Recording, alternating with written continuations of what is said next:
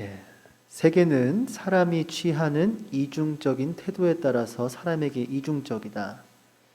사람의 태도는 그가 말할 수 있는 근원어의 이중성에 따라서 이중적이다.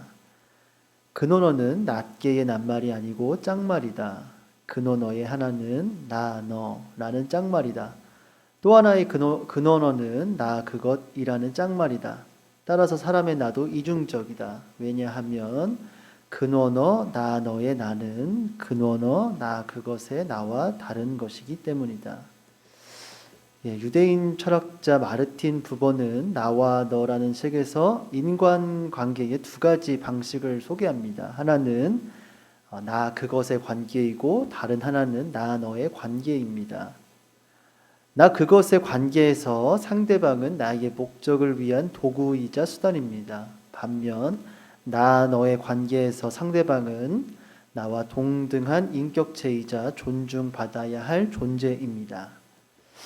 빈센트 반 고흐는 자신의 구두를 이렇게 작품으로 그렸습니다. 누군가에게 신발은 그저 신다가 헤어지면 버릴 물건, 그것에 불과합니다. 그러나 반 고흐에게 있어 이 구두는 달랐습니다.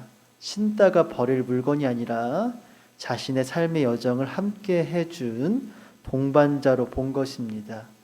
반 고흐는 자신의 구두를 그것이 아니라 너로 이렇게 바라봤습니다.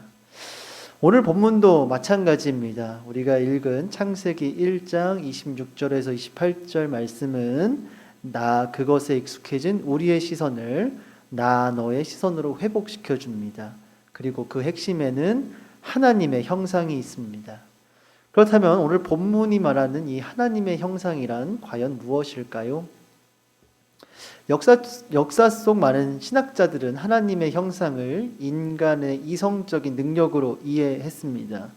인간이 생각하고 판단하고 사유할 수 있는 것이 바로 하나님의 형상이라고 생각을 했습니다. 그래서 중세와 근대 시대를 살았던 많은 신학자들은 대부분 이러한 해석을 따랐습니다. 그러나 이렇게 해석하면 심각한 문제가 발생합니다. 영아나 지적 장애인은 하나님의 형상이 덜한 것일까요? 치매에 걸린 노인은 하나님의 형상이 훼손되었다고 말해야 하는 것일까요? 이 해석은 의도치 않게 인간을 등급화하고 어떤 사람은 더 존엄하고 어떤 사람은 덜 존엄하다는 위험한 결론으로 이끕니다. 사실 이러한 해석은 서구 사회가 이성을 인간의 최고 능력이라고 생각한 관점을 성경 본문에 역투사한 것입니다. 따라서 우리가 성경을 올바로 읽기 위해서는 후대의 관점을 본문에 투영하는 것이 아니라 본문이 쓰여질 당시의 그 맥락을 고려해서 읽어야 합니다. 그렇다면 이 성경이 기록될 당시, 다시 말해서 이 고대 근동의 맥락 속에서 하나님의 형상은 어떤 의미였을까요? 구약 성경의 배경이 되는 이 고대 근동 세계에서 신의 형상은 매우 특별한 용어였습니다. 이집트에서 이 바로 왕은 라라는 신의 형상이었습니다. 아수르에서 이 아수르 왕은 아슈르 신의 형상이었습니다. 이렇게 신의 형상은 오직 왕에게만 속했습니다. 따라서 고대 근동에서 왕은 신의 선택을 받고 신의 형상을 입은 특별한 존재였기 때문에 그러한 왕이 백성들을 다스리는 것은 당연하다고 여겨졌습니다. 여기서 우리는 지배와 피지배 구조에 대한 이데올로기를 확인할 수 있습니다. 당시 민중들은 신의 형상을 가진 왕에게 복종해야 했습니다. 이런 맥락에서 이집트의 노예 시스템이 이해가 됩니다.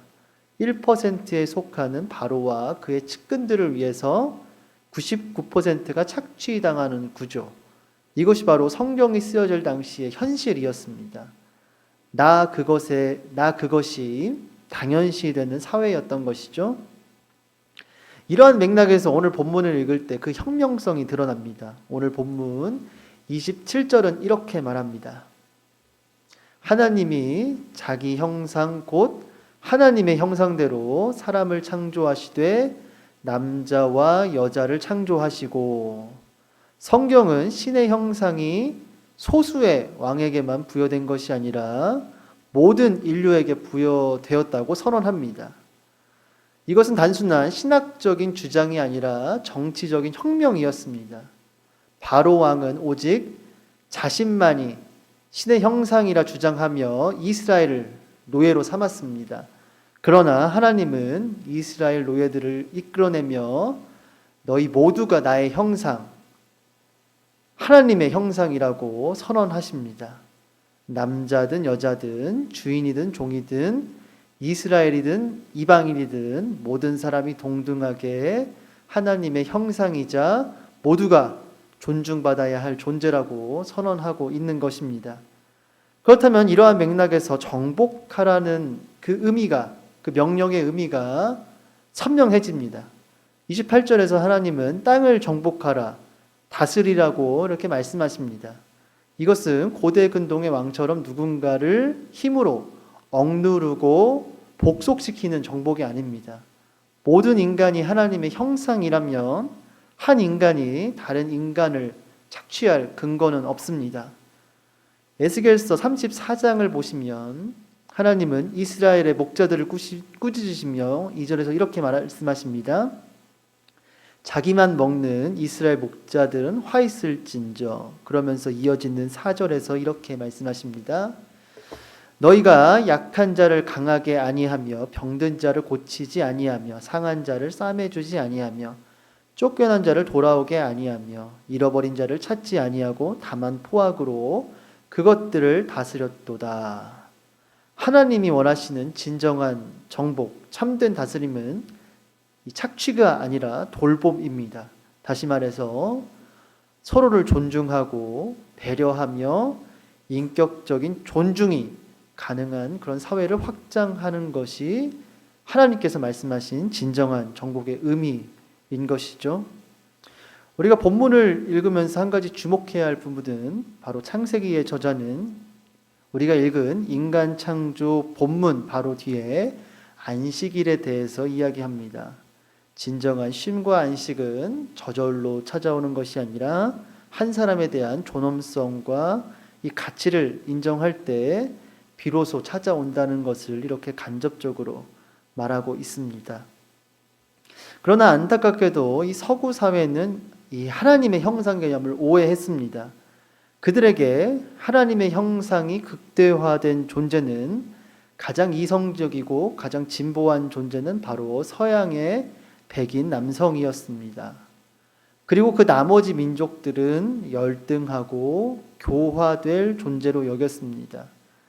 이러한 잘못된 인식이 제국주의와 식민지 역사를 만들었고 결국 양차 세계대전과 홀로코스트라는 비극을 야기했습니다. 이러한 비극을 단편적으로 보여주는 예가 바로 흑인 여성 세라 바트만입니다. 남아프리카 출신이었던 흑인 여성이었던 이 바트만은 19세기 초 유럽으로 끌려와서 이렇게 전시물처럼 구경거리가 됩니다. 사후에도 그녀의 유해는 파리 인류박물관에 전시되었습니다. 한 인간을 하나님의 형상을 가진 존재를 서구 사회는 그것으로 만들었습니다. 이러한 역사는 우리가 은연중에 가진 나 그것의 시선을 되돌아보게 합니다. 과연 우리는 타인을 어떻게 바라보고 있을까요? 하나님의 형상으로 존중하고 있을까요?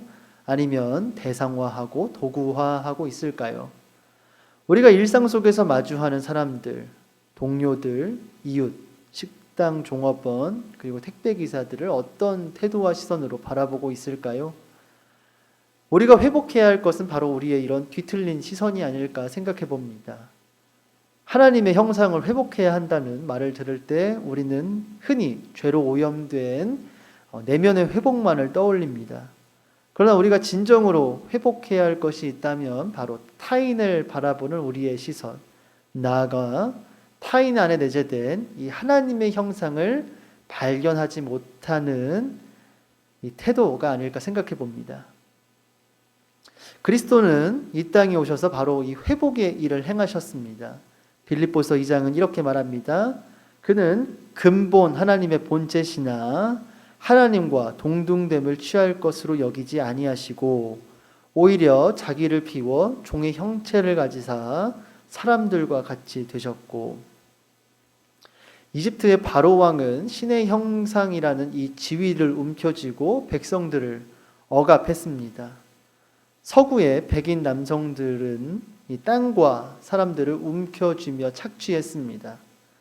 그러나 그리스도는 하나님의 형상 그 자체이면서도 움켜쥐지 않으셨습니다. 움켜쥐지 않으시고 오히려 자기를 비우며 내어주셨습니다. 그리스도는 우리 안에 내재된 죄악을 깨뜨렸을 뿐만 아니라 억압받고 버림받은 자들, 하나님의 형상을 가졌지만 존중받지 못한 자들의 존엄성을 회복시키셨습니다. 배고픈 자를 먹이셨고 병든 자를 고치셨으며 사회적으로 차별받는 자들을 다시 공동체로 복귀시키셨습니다.